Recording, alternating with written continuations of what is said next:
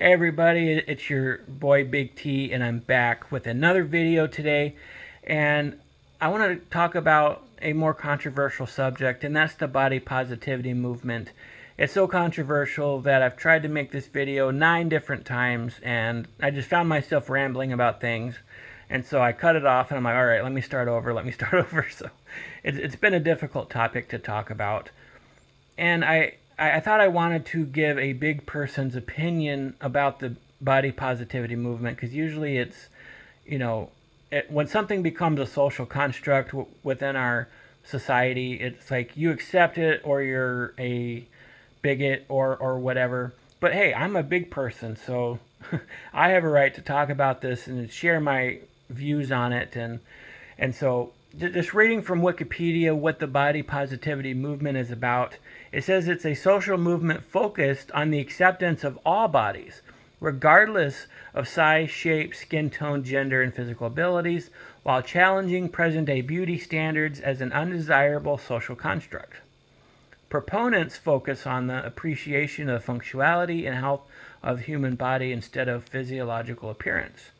So different viewpoints on this is body positive advocates believe that size, like race, gender, sexuality, and physical capability, is one of the many ways that our bodies are placed in a power and desirability hierarchy. In other words, judgments about one's physical appearance inherently place one on a rung of a ladder that rates and values one's desirability, effectively increasing or reducing one's power in society. The movement aims to challenge unrealistic ideals of physical attractiveness, build a positive body image, and improve self-confidence. A central belief advocated is that the beauty is a construct of society and that this construct should not determine one's confidence or self-worth. Some of that to me is true, and I think some of it is a fraud. I'm just being real with you. Do I think that bigger people are human beings and they deserve love and they deserve to be cared for and be seen as a human being? Yes. I'm not a troll. Just because I was 600 pounds, I'm not a troll. I'm not a circus act that you should laugh at and point at. I'm a human being. I'm a real person. I have real feelings. And so I don't think I should be treated less than human because of my size. Just like someone who is of a different race should not be treated as less than human. Just like someone who has a different sexuality than me should not be treated as less than human. And I say that as a strong Christian person. Like, we may disagree on some things. I'm not someone who would consider myself as woke, or I'm not part of the liberal politic side of things. That's not me. But I think every human person deserves to be treated like a human and loved and cared for.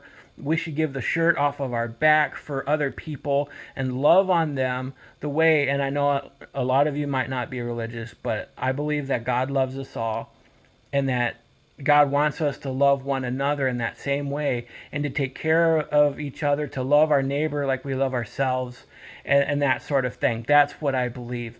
So part of that is true. But the part that I don't agree with is lumping in size or body shape with things like race, sexuality, or gender. Because I don't know. If you're born a male, you're a male. Your genetics will always be male. You can go get surgery and transition to a woman, of course, but your genetics will always dictate that you're a male. You'll always have male genes. You cannot change those genes. I'll always have hazel green eyes. I can get contacts and change that, but I don't want to because I think my eyes are my best feature. My eyes change color. Sometimes they're more green. Sometimes they turn a little brown. They have like a red starburst pattern, which you probably can't see on the video. I love my eyes. It's my best feature. I'll always have black hair until I get older. It's starting to turn a little gray in some places.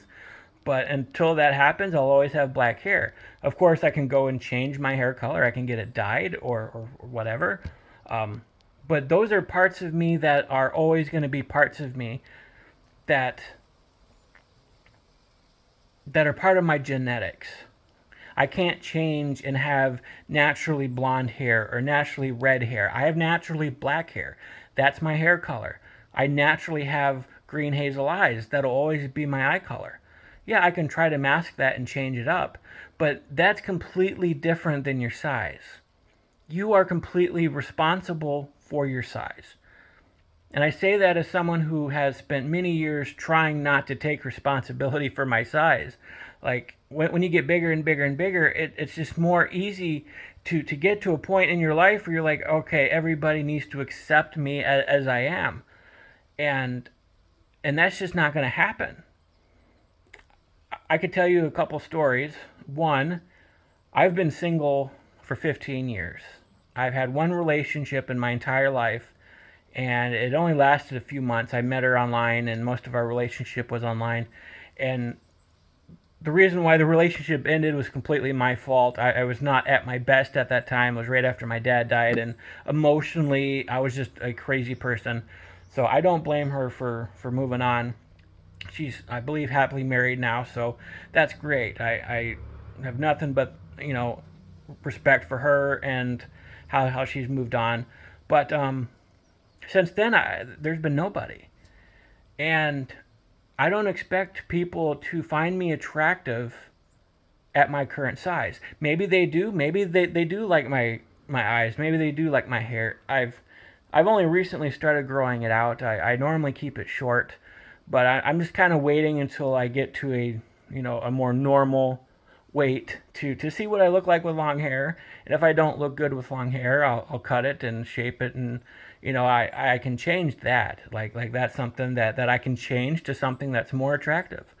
But I'm not going to expect somebody to find me desirable. Like that's something you can't change. You can't change the entire world to suddenly look at a bigger person and say, I think that you are beautiful as you are. You can find somebody's personality beautiful. You can find certain features on them that you think are beautiful. You can think their face is beautiful, or their eye color is beautiful, or whatever. But there's challenges that if you're going to date me right now, like, yeah, I'd love to be in a relationship right now, but I know I'm not ready. I know that I wouldn't be able to keep up with her. I wouldn't want to find somebody who's in the same boat that I am right now, because, when you watch My 600-Pound Life, a lot of them do have relationships, but those relationships are with enablers. There are chubby chasers out there who will find bigger people attractive, but they're feeders. They're going to continue feeding them because they find them attractive at their size. They don't want them to lose weight, and they're going to keep feeding them and enabling them and trying to keep them to be overweight. There's one particular story of two people who met at a bariatric clinic, and they were both trying to take charge of their life and lose weight, but because they met each other, they suddenly just started getting bigger, and they dropped out of the bariatric clinic and started living their life together as two fat people who just absolutely would not change for anything.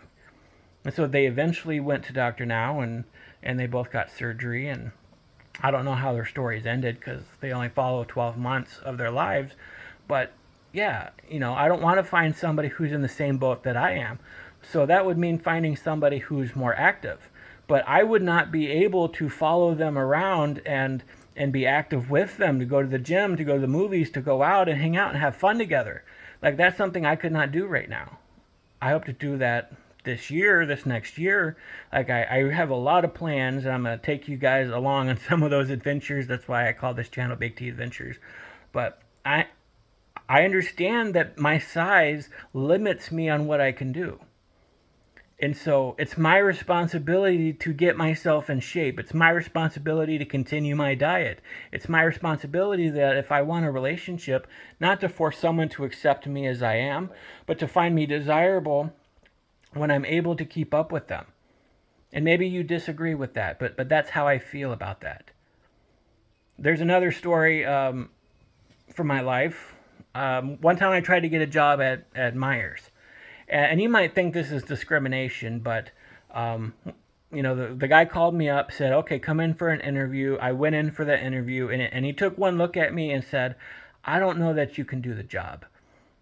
And yeah, that kind of hurt my feelings because at the time I was smaller. I was more active. I was able to walk around. I was always a big guy, but I was able to walk around and do more physical activity. So I was like, I can do the job. I mean, I can walk around. I can move around. I'm good. I'm strong. And he goes, okay, well, follow me. And so we just walked one lap around the store. And I was able to keep up with him, and I was proud of that. But I was out of breath by the time we got to the end of it. And he goes, yeah, I just don't think that you can do this job because, and he was absolutely right. I couldn't do that job. Just because I followed him around one time, that's 10, 15 minutes. If you live in the Midwest, you know what Meijer is. It's a large store like Walmart, a large box store. So it was a large space walking around that entire store. So he proved it to me that my size limited my ability to work there. That's just 15 minutes. Imagine working a 5-hour shift or an 8-hour shift there. And I would be stocking products on the shelf and pulling large bins full of goods, and that's a lot of physical labor. Like, I would be exhausted after 1 hour. Okay, it's his right to not hire me if he doesn't think that I can do the job. It's not his fault for not hiring me. It's my fault for being too big. Like, here's the thing, if you're overweight, you need to take responsibility for that. And I've spent many, many years saying I have big bones or my genetics prevent me from losing weight. But I'm proving that wrong. Like, when I finally decided that I was going to take responsibility for my life, I started dropping weight. It wasn't anybody else's fault that I'm big. Yeah, there's been enablers in my life and stuff like that, but if you have someone who's obese and pushing 600 pounds, like, you don't love me unless you sit me down and say, you need to change your life, man. You're going to die, and by the time you're 40 years old, like I've had many doctors tell me, and I've had my siblings tell me and try to get me help and try to get me to, and push me to go to the bariatric clinic. And yeah, I was stubborn a lot, but now I feel like I wasted the last 10 years of my life. I could have had this surgery 10 years ago and been in a much better place to spend my 30s. And now that I'm pushing 40 years old, it's like, wow, I've really wasted the last 20 years of my life, really. And so that's just how I feel about the body positivity movement. In some ways, yeah, as a bigger person, you should accept yourself. You should accept love from other people. You deserve to be loved. But when it comes to your size, you should take responsibility and realize that there will be consequences for that. So anyways, I just want to say goodbye, and I love you. I hope you have a great rest of your day. God bless you.